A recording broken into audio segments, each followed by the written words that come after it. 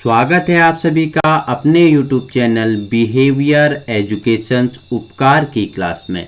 तो दोस्तों आज हम परिचर्चा करने वाले हैं। भारत के भूगोल से हमने 20 अति महत्वपूर्ण प्रश्न लिए हैं। आपकी परीक्षाओं की दृष्टि से क्या होंगे, VIMP होंगे या कहीं न कहीं आपके लिए क्या होंगे, लड्डू साबित होंगे। तो दोस्तों जुड़ जाइए एक सकारात्मक ऊर्जा के साथ, कॉपी कलम उठा लीजिए। 20 महत्वपूर्ण प्रश्नों के बारे में परिचर्चा करने वाले हैं। तो आइए प्रारंभ करते हैं आज की श्रृंखला। प्रश्न नंबर फर्स्ट है आपके लिए, पूछ रहा है कि अंडमान निकोबार द्वीप समूह कहाँ स्थित है। ठीक है, इंडिया का जो मैप है, भारत का जो मैप है आपने देखा है। ठीक है, भारत का जो मैप है आपने देखा हुआ है। ठीक है, तो मुझे आप बताएंगे इस मैप में क्या अंडमान निकोबार द्वीप समूह कहाँ है। ठीक है, तो ये है बंगाल की खाड़ी। ठीक है, इसी बंगाल की खाड़ी में क्या है, अंडमान निकोबार द्वीप समूह स्थित है। ठीक है, प्रश्न नंबर दूसरा है आपके लिए, इसी अंडमान निकोबार से लिया है। पूछ रहा है अंडमान निकोबार द्वीप समूह की सबसे ऊंची चोटी कौन सी है। ठीक है, इसी जो अंडमान निकोबार द्वीप समूह है इसकी सबसे ऊंची चोटी का नाम पूछ रहा है। 5 स्टार लगाते हुए चलना है, VIMP होगा। तो इसकी सबसे ऊंची चोटी कौन सी है, सैडल पीक क्या अंडमान निकोबार द्वीप समूह की सबसे क्या है, ऊंची चोटी है।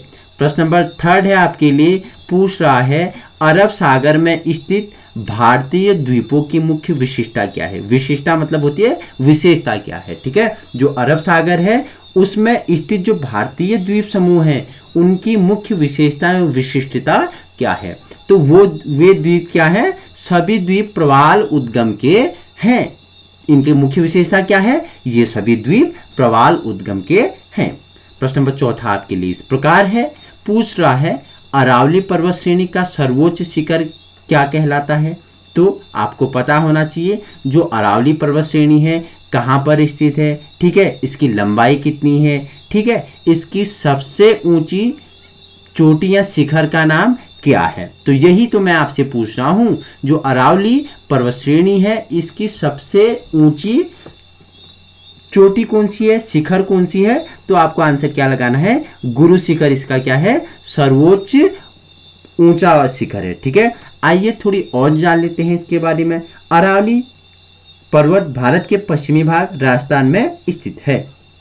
ठीक है, आपसे पूछ लिया जाए कि अरावली कहाँ स्थित है तो आपको लगा देना है राजस्थान में स्थित है। ठीक है, राजस्थान में क्या है, अरावली पर्वत स्थित है। और राजस्थान में अरावली पर्वत को किस नाम से जाना जाता है, तो आडावाला पर्वत के नाम से इसे कहाँ जाना जाता है, यही राजस्थान में जाना जाता है। ठीक है, इसकी उत्पत्ति की बात करें तो प्रीकम्ब्रियन युग में हुई थी। ठीक है, जो 4500 लाख वर्ष से पूर्व हुई थी। अरावली पर्वत की सर्वोच्च पर्वत शिखर का नाम मैंने आपको बताया क्या है, गुरु शिखर है। ये गुरु शिखर किस जिले में है, बता दो मुझे, गुरु शिखर किस जिले में है। तो ये किस में, सिरोही जिले में आता है। ठीक है, सिरोही जिले में आता है। वहीं अरावली पर्वत के आसपास सदियों से भील जनजाति निवास करती है। देखो अरावली पर्वत के आसपास कौन सी जनजाति निवास करती है, तो भील जनजाति निवास करती है। ठीक है, वहीं अरावली पर्वत की जो गुरु शिखर है इसकी ऊंचाई क्या है, 1722 से 1727 मीटर तक इसकी क्या है, ऊंचाई है। ठीक है, तो इतना आपको याद रखना है अरावली पर्वत से। क्वेश्चन नंबर 5वां है आपके लिए कि आदम का पुल किन दो देशों के मध्य स्थित है। ठीक है, आदम का पुल पहली बार सुन ले होगी। तो भारत और श्रीलंका के मध्य क्या, आदम का पुल स्थित है।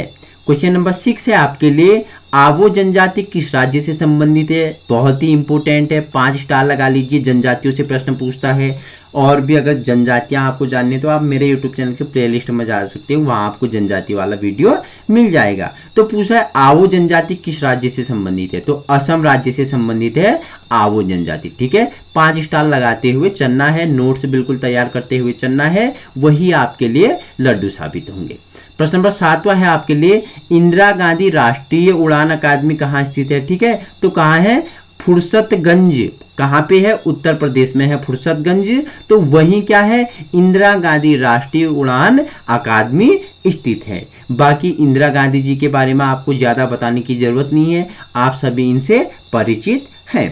क्वेश्चन नंबर 8वां है आपके लिए, पूछ रहा है ईश्वर का निवास स्थान किस नगर को कहा जाता है? तो ईश्वर का निवास स्थान प्रयाग को कहा जाता है। ठीक है, प्रयाग को क्या ईश्वर का निवास स्थान कहा जाता है। क्वेश्चन नंबर नेक्स्ट है आपके लिए 9वां, कर्क रेखा किन राज्यों से होकर गुजरती है?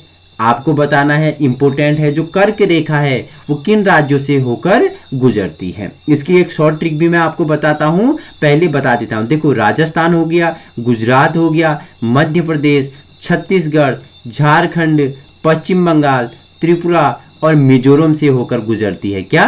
कर्क रेखा। इसकी शॉर्ट ट्रिक की बात कर लेते हैं अब। तो देखो, शॉर्ट ट्रिक इसका बहुत ही इजी है। इसका शॉर्ट ट्रिक है मित्र पर गमछा झार। मित्र पर गमछा झार। ठीक है, इसकी क्या है? शॉर्ट ट्रिक है। ठीक है, मी से क्या हो गया आपका? मिजोरम हो गया। ठीक है, त्रो से क्या हो गया? त्रिपुरा हो गया। पौ से क्या हो गया? पश्चिम बंगाल हो गया। रौ से क्या हो गया? राजस्थान हो गया। ठीक है, गौ से गुजरात, मौ से मध्य प्रदेश, छौ से छत्तीसगढ़, झाओ से झारखंड। तो क्या अगर कर्क रेखा की बात कर दी जाए, सवाल में आपसे पूछ लिया जाए कर्क रेखा कितने राज्यों से होकर गुजरती है, तो आपको लगाना है 8 राज्यों से गुजरती है। ठीक है, उन राज्यों का नाम बता दीजिए। तो बता दो ना कि मित्र पर गमछा झार। ठीक है, आपका मित्र है, आपने अपने मित्र को क्या दिया? एक गमछा उधार दिया। ठीक है, गमछा झार, झार उधार आ रहा है ना, तो मित्र पर गमछा झार मतलब राजस्थान, गुजरात, मध्य प्रदेश, छत्तीसगढ़, झारखंड, पश्चिम बंगाल, त्रिपुरा और मिजोरम से होकर गुजरती है। क्वेश्चन नंबर 10वां है आपके लिए, कार्डामम पहाड़ी या इलायची की पहाड़ी कहाँ स्थित है? इंपोर्टेंट है। कार्डामम या इलायची की पहाड़ी तो बहुत ही इंपोर्टेंट है, तो केरल में स्थित है। ठीक है, इलायची की पहाड़ी या कार्डामम पहाड़ी। ठीक है, स्टार लगा लेना। क्वेश्चन नंबर नेक्स्ट है 11वां। ठीक है, कावेरी जल विवाद किन राज्यों के बीच है? तो कर्नाटक और तमिलनाडु के बीच क्या कावेरी जल विवाद होता है। ठीक है, इंपोर्टेंट है। क्वेश्चन नंबर 12 है आपके लिए, किस देश के साथ न्यूमूर द्वीप के कारण भारत का विवाद है? ठीक है, किस देश के साथ न्यूमूर द्वीप के कारण भारत में विवाद है? तो बांग्लादेश के साथ। ठीक है, इंपोर्टेंट है। क्वेश्चन नंबर नेक्स्ट की ओर बढ़ते हैं। पूछ रहा है आपसे 13 प्रश्न, किस नदी को बिहार का शोक कहा जाता है? कोसी नदी को कहा जाता है। ठीक है, यहाँ कौसानी के पास से हुए बहती हुई जाती है और बिहार में क्या करती है? प्रतिवर्ष बाढ़ लाती है और जन धन को क्या करती है? क्षति पहुंचाती है, जिसके कारण कोसी नदी को क्या बिहार का शोक कहा जाता है। इंपोर्टेंट है। ठीक है, याद रखना। क्वेश्चन नंबर 14 है आपके लिए, किस बंदरगाह को भारत का प्रवेश द्वार कहा जाता है? तो मुंबई का जो बंदरगाह है उसे भारत का क्या कहा जाता है? प्रवेश द्वार कहा जाता है। क्वेश्चन नंबर 15 है आपके लिए, किस राज्य की समुद्र तटरेखा सबसे लंबी है? तो आपके लिए इंपोर्टेंट होने वाले हैं, पूछ ले किस राज्य की सबसे समुद्र जो तटरेखा है सबसे लंबी है, तो आपको गुजरात के साथ चले जाना है। ठीक है, इंपोर्टेंट है। क्वेश्चन नंबर 16 है आपके लिए, किस स्थान पर 1911 ईस्वी में विश्व की प्रथम हवाई डाक सेवा प्रारंभ की गई थी? ठीक है, विश्व की प्रथम डाक हवाई सेवा कब प्रारंभ की गई? 1911 में प्रारंभ की गई। और किस स्थान पे की गई? तो आपको पता होना चाहिए, इलाहाबाद और नैनी के मध्य विश्व में पहली बार क्या, भारत में पहली बार क्या 1911 में क्या हुई? डाक सेवा प्रारंभ की गई थी। क्वेश्चन नंबर 17 है आपके लिए, पूछ रहा है कोंकण रेलमार्ग किस पर्वत श्रृंखला से होकर गुजरता है? जो कोंकण रेलमार्ग है ये किस पर्वत श्रृंखला से होकर गुजरता है? पश्चिमी घाट से होकर गुजरता है। क्वेश्चन नंबर 18 है आपके लिए, इंपोर्टेंट है, 5 स्टार लगा लीजिए ना। पूछ रहा है कोया जनजाति किस राज्य से संबंधित है? 5 स्टार बना लो, बिल्कुल कॉपी में स्टार लगा लो, बिल्कुल लाल पेन से बिल्कुल इस प्रश्न को आप क्या कर लो? हेडलाइट कर लो। कोया जनजाति किस राज्य से संबंधित है? तो आंध्र प्रदेश से संबंधित है। ठीक है, वहीं क्वेश्चन नंबर 19 है आपके लिए, कोलकाता और मुंबई को कौन सा दर्रा जोड़ता है? ठीक है, कोलकाता और मुंबई को कौन सा दर्रा जोड़ता है? भोर घाट जोड़ता है। ठीक है, भोर घाट नामक दर्रा क्या कोलकाता और मुंबई को आपस में जोड़ता है। क्वेश्चन नंबर अंतिम और लास्ट है आपके लिए 20, कौन सा बंदरगाह भारतीय सामुद्रिक व्यापार का पूर्वी द्वार कहलाता है? पूछ रहा है कि कौन सा वह बंदरगाह है जिसे भारतीय सामुद्रिक व्यापार का पूर्वी द्वार कहा जाता है? तो कोलकाता हल्दिया। ठीक है, बंदरगाह है जिसे क्या भारतीय सामुद्रिक व्यापार का पूर्वी द्वार कहा जाता है। तो दोस्तों आज की श्रृंखला यहीं पे समाप्त होती है। अगर आपको इसी प्रकार की वीडियो चाहिए तो आप हमारे YouTube चैनल बिहेवियर एजुकेशन उपकार की क्लास को संलग्न कर सकते हो। हमारा उद्देश्य आपको व्यवहारिक शिक्षा प्रदान करना है।